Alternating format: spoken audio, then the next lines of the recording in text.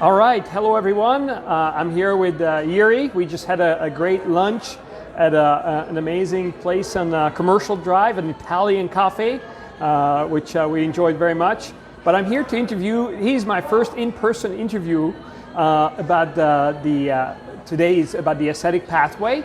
So Jiri, could you share a few words about what's the role of this pathway, silence, solitude, in your relationship with God? Well, for me personally, because as a professional entertainer, I'm with people all the time and giving people all the time.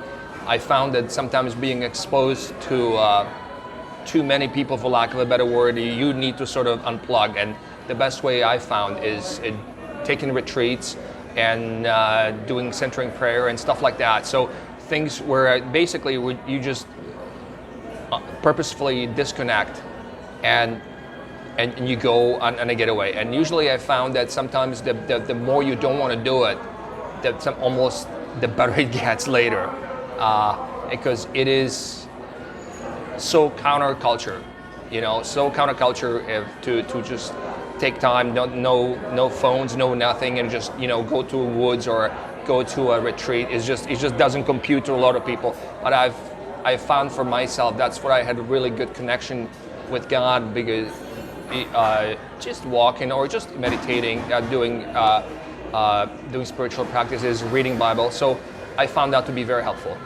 That's awesome. Thank you.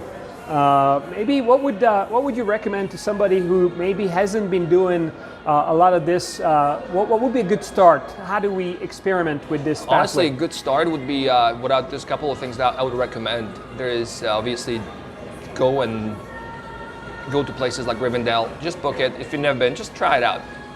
You can do it for a couple of days. If you don't like it, you can come back. No harm done.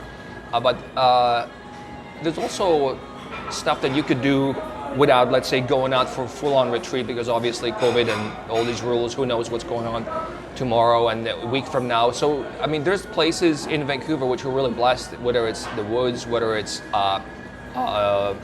just parks and places that you can just go and purposefully disconnect. I find that the woods are really, especially when it's not busy and you're gonna have to watch the tourists coming, and you just can really sort of open yourself up and be with God. That is, I found that for me to be very helpful.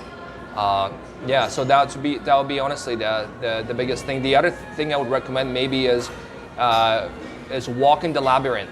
And there's few labyrinths around the town, and it's a really good spiritual practice where they have this large labyrinth, and you sort of walk, and as you walk on the labyrinth path, you think about your relationship with God, you talk to God. So it's a very solitary type of practice, but it's something out of the ordinary, I would say. So wow. I hope to help.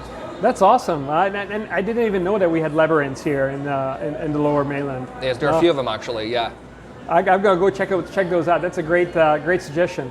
So, thank you, Jiri. Thanks for sharing your thoughts, and we'll be back with some more interviews later this week. Sounds great. Take care. See you guys later.